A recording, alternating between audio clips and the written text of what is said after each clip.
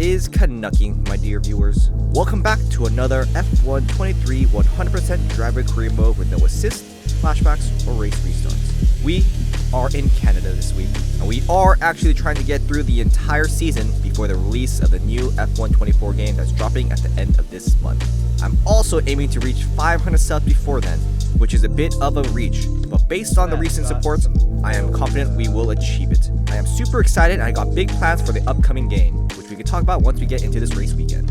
Coming off of that very disappointing result last weekend in a very moist Spain, Driver Simon and the Spark Racing team are arriving into Montreal with a chip on our shoulder. We do not want another streak of DNFs, especially with summer break looming just a couple of races away. Before we can even get to the track though, we get asked by the media to stir up some more drama between us and the rest of the paddock. So we naturally choose our old F2 rival Guan Yu Zhou as our in-game rival. I'm not sure if I have footage of it, but much like this past F2 season, Driver Simon lost the 2021 F2 season in a very similar fashion, by leading the entire season until inconsistency cost us the championship back in the travesty that was F1 22. According to the weatherman, it's supposed to be a good chance of a dry qualifying and race. After last week though, the Spark Racing team are a little skeptical, but the numbers seem to be on our side this time, so we commit to a dry setup once more. Heading on to free practice, we have a pretty decent practice session with no issues during the practice programs. But during one of the Spark Racing preferred practice session of a race load full on hards does end prematurely when Driver Simon loses it going out of turn 7.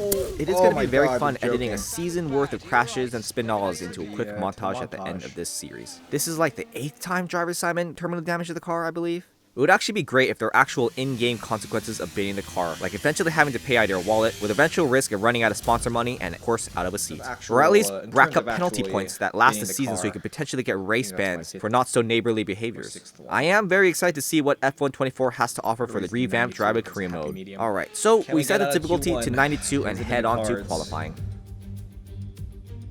For our first banker lap, we put in a 1:14.29. We still got some room to improve, and while we keep talking about what we want from the new F1 game, it would be great to have the engineers let you know if the car that's approaching you from behind is on a flying lap, or an out lap, or an in lap, or any kind of lap, because that not only would add a shit ton of immersion, but it would actually be super helpful information when navigating a live racetrack without any sort of HUD or track map. Anyways, looking at the timing sheets after our first lap, we are more than a second off our teammates and 2.5 off the leader. The last few races, I feel like the AI is set way too high based on F1Laps.com. We do not let that deter us one bit, and we go out one more time for a shot of Q2. But Driver Simon gets into some AI scuffles on our outlap, which seeps into both of our flying laps, so Driver Simon is unable to improve his time at all, and we are last on the grid for how many times now? I'm honestly losing count.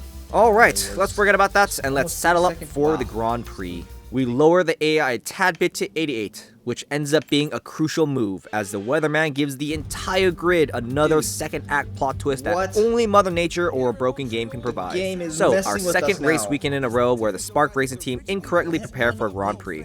I genuinely don't know if this is a bug or a feature with the weather prediction.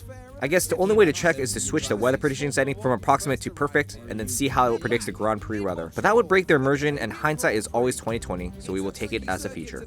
It really does add for a very dynamic weekend, which is exactly what we want. But that chaos of real life factors can of course play against us. Like today, and last weekend. I will say, Montreal, being one of the 3 cities I've actually visited to out of the 23 on the calendar, can have very wishy-washy weather. So, the Spark Racing team will unfortunately have to rely on the in-game Haas-Strat team once again to determine the crossover period. The Spark Racing team is hoping the rain lasts long enough to go on a soft-medium strategy to the end, but we are willing to compromise for a medium-medium strategy depending on the lap. The weather being such an unpredictable variable in the strategy equation is such a stress-inducing problem to have while trying to drive on pace, especially during the awkward wet-to-dry crossover period. And Canada is a tough track for Driver Simon. The high-speed corners in combination with the tight walls and tricky chicanes has always troubled us. And of course, being on a dry setup in conditions like this should only make for a more juicy race. Alright, so of incident-free formation lap. We're really starting to learn how to properly warm up our tires, which has been a subject for a video I've been wanting to make for a while. Like to actually test different methods of heating up tires and being all Alex Gillen sciencey about the different approaches. that probably will be a video I work on once a new F124 game drops, since we have yet to learn the meta for the tires in that game. Anyways, I digress as always, because I really do have a whole catalog of videos I like to tackle regarding the new game and all its intricacies. And currently being unemployed, I have no excuse not to make it happen. The 5 red lights are on, and someone's turned them off, and we are off course to automobiling here in Montreal, Canada. An okay getaway from driver Simon, but the Williams is already ahead of us and the AlphaTauri. So knowing that these are AI, not real meat body racers, driver Simon goes around the outside of like 3 cars to land right next to the Aston Martin of hometown hero Stroll. We also know about the AI traffic of turn 2, so we go around the outside to go 3 wide going into turn 3.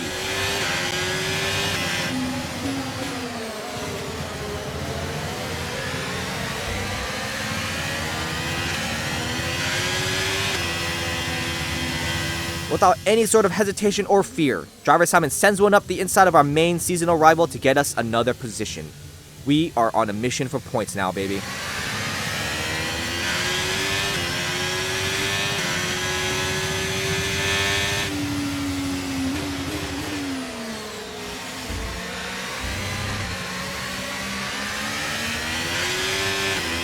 That start was okay, now stay alert for threats around you. Was it really just okay, Mark? And dude, people should be watching out for me, cause damn! That was a scary moment. Locking up at the brakes and just being a passenger on that impulsive move. We totally, rightfully, and totally intentionally mean to give the place back right to the McLaren, who ended up saving both of our races thanks to this year's AI having superior self-preservation skills. We really gotta train driver Simon to not go for moves that would totally end both of our races if it was a real meat-bodied racer. Alright, so by the end of the first lap, we are P11. Not bad at all. It actually might be the best start so far in the short history of the Spark Racing team.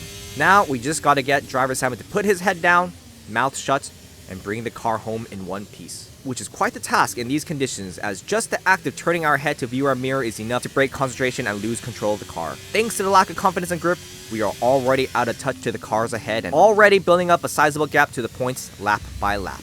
Driver Simon feels like we are on the absolute limit of grip, especially with our current in-game rival Joe pressuring us behind during the high-speed corners. But much like our last week in Spain, it seems like the AI are running a wet setup which helps them out in those portions of the track but keeps our dry setup safely ahead on the main straight.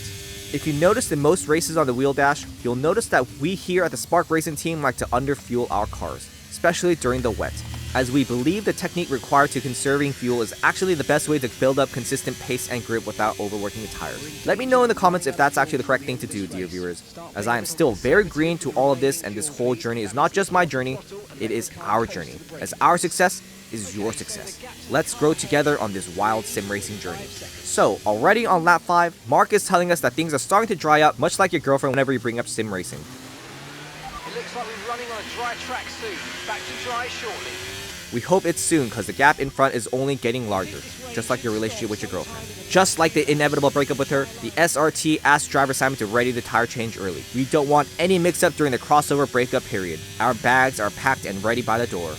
The rain is stopping based on the lack of droplets in driver Simon's visor, but the conditions on the track aren't quite there yet for dries. It's just super tricky to find your grip.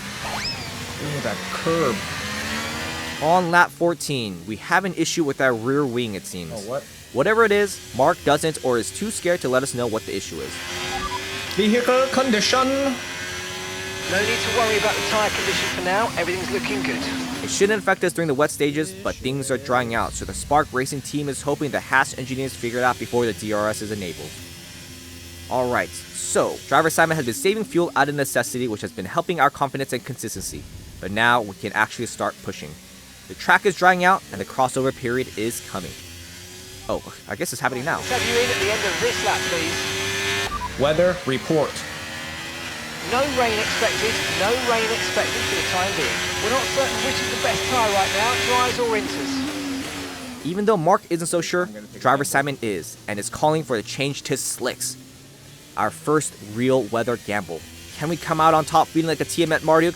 Or will we pay the price of P11? We're actually nowhere near the points, and I guess it's not much of a loss if it doesn't work out. But if it does work out, we might be able to actually fight for said points. The DRS is enabled by the stewards, which is basically the game telling you that the dries are officially the faster tires. A lot of cars box, with some teams even double stacking.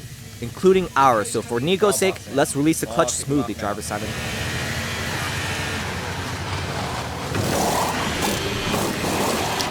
Nice.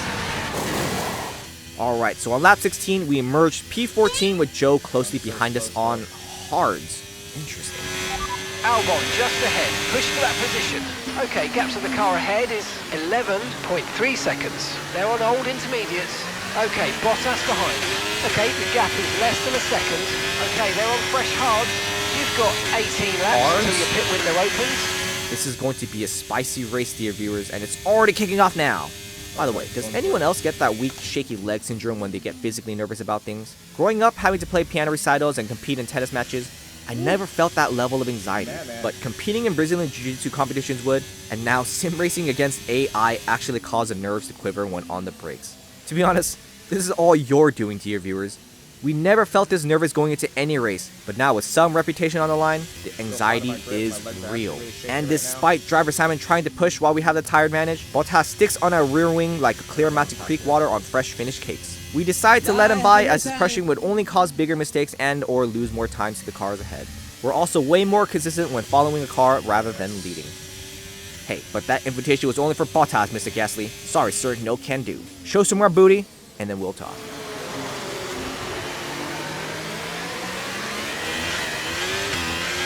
Really that slow? Pass? We're on a way faster compound than them. What's going on? I'm already out of battery. Oh wow, this race is quickly gone to shit. I'm really slow around Canada, Thanks to the gas man's persistence, we lose the DRS a lap later. But thanks to hometown hero Stroll getting in the mix behind us, we keep our position for another lap. Half a lap, I should say. Stroll overtakes us going into T8 as well. We hope we can stick to him better than we could Bottas. But as is tradition for Driver Simon, we lose it a lap later. I got it, I'm safe and... damn it. Just like we nearly lose our life going through the wall of champions. The Spark Racing team have no idea what's going on with our pace, so the simplest answer is that the AI is simply set too high. We are on faster compound tires on a supposedly faster setup, but we cannot stay ahead like we did in the wets. It does look like the hard runners are going till the end, so our only hope is that tire degradation will allow our undercut to be somewhat competitive.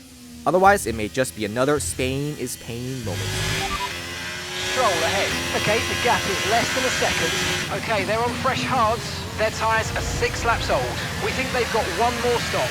Your last lap time was a 1:15.9. Alright, you're falling back by 1/10 per lap. It seems like we were finding our pace a bit in the dry now that we got Stroll to follow.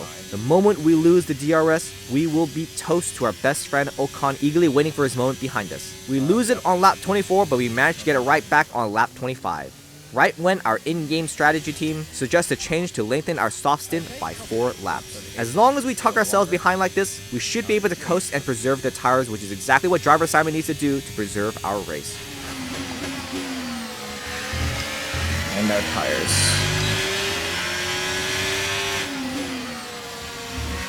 Okay, he's slow.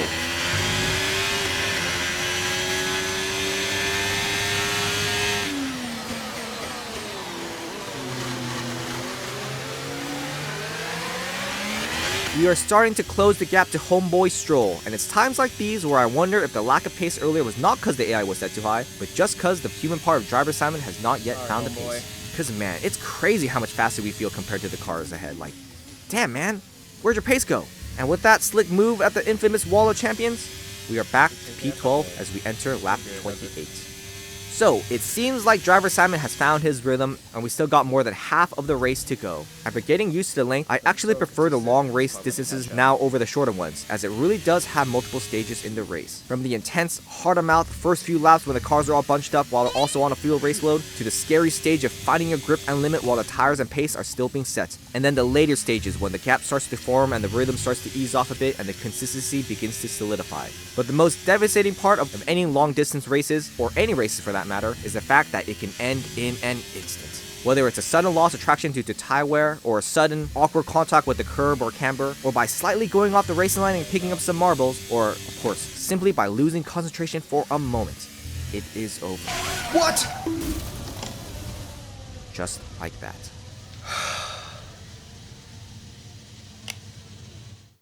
Are you freaking kidding me? The Wall of Champions! Are you kidding me? God damn it. The worst feeling, in my opinion, is the lack of closure. That's 2 DNFs in a row. Granted, we're not being chucked around in high G-forces, so there's that. But honestly, the worst part is the lack of closure. Right when I felt like I got that thing down. You really do feel blue-balled when you end a race like this. Thankfully, we weren't in contention for any points, so we don't lose anything but acclaim, stats, and confidence. Dear viewers, if you are able to deduce how the car was lost based on the replays, please enlighten the Spark Racing team. Because man, those sudden oversteer moments on corners where we previously had no issue seriously feel like RNG sometimes. But I also know that driving at high speeds is not as easy as people think it is, and I honestly have no idea what I am doing. I am just doing it. Any boop. Carlos wins after a devastating home Grand Prix last weekend and delivers Red Bull's first not victory so far this season. Valtteri thankfully finishes just outside the points, as every single point counts for the crown of best of the worst, and we currently are the worst of the worst on merit. Our rival with Joe ain't looking good, and neither is our acclaim level, which is unfortunate, because much like our rivalry with Logan, I'm only losing to them when it counts, so it's making me look a lot worse than I really am compared to my F2 rivals. So there you go, dear viewers.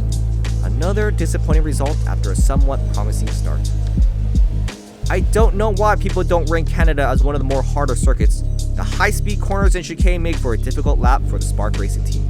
And like most of the storylines revolving mediocre competitors like yours truly, we have an unsatisfying ending. But man, when they do work out, it really does feel amazing. And low moments like these will only make the next high feel all the more sweeter. We have 2 more races left before the summer break that will decide whether or not Driver Simon has made enough of a statement about our place in Formula 1 to not only Haas and the rest of the paddock, but to you dear viewers as well. I do hope I see you guys in the next video in Austria, as it actually is my favorite track and we are forecasted a very spicy race weekend. I am trying to get through as much as this season as possible before the drop of the new F124 game. I have no idea how far I'll be getting, but I'm going to be trying my absolute darnest to be producing as much sim racing content before then. So I do hope you guys subscribe if you guys like what you see. But if not, I hope you guys have a wonderful rest of your day. And I'll probably see you